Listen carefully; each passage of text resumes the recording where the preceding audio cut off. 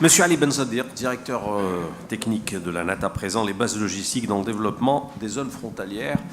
En principe, on aura maintenant votre présentation sur PowerPoint. Bonjour, mesdames et messieurs. Je suis Siddiq Ali, je suis le directeur des études auprès de l'Agence nationale d'aménagement et de l'attractivité des territoires. Cet établissement qui existe depuis 1980 et qui est sous tutelle du ministère de l'Intérieur, des collectivités locales et de l'aménagement de territoire. Notre principal corps de métier, c'est l'élaboration des études stratégiques en matière d'aménagement du territoire.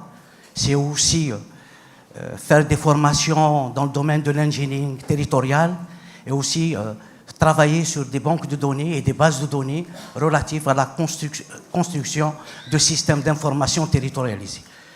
Nous avons un redéploiement territorial qui nous permet de couvrir quasiment la totalité du territoire en termes d'espace, sur le nord, sur les hauts plateaux et sur le sud.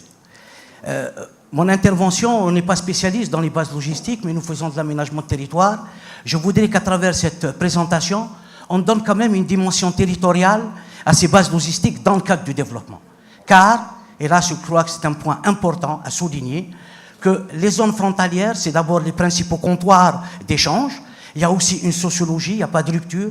Il y a un passé qui se partage à la fois les zones frontalières dans une dimension transfrontalière, d'où tout l'intérêt, d'abord aussi d'assurer le développement au niveau de ces espaces. Il ne faut pas réduire uniquement les zones frontalières à des couloirs de passage de marchandises, parce qu'il faut créer de l'activité et le développement. Donc, sur ce point-là, une petite introduction. De manière générale, les zones frontalières, c'est quoi?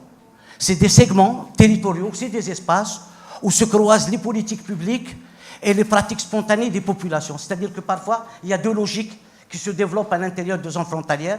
Il y a les logiques qui préconisent et qui développent un petit peu les logiques d'autarcie, mais aussi les logiques d'ouverture qui sont d'actualité, notamment à l'ère de la mondialisation, globalisation. Ça, c'est le premier point. En Algérie, les zones frontalières, ils ont un intérêt stratégique et géostratégique déterminant du fait d'abord de leur importance, de leur taille, de leur étendue.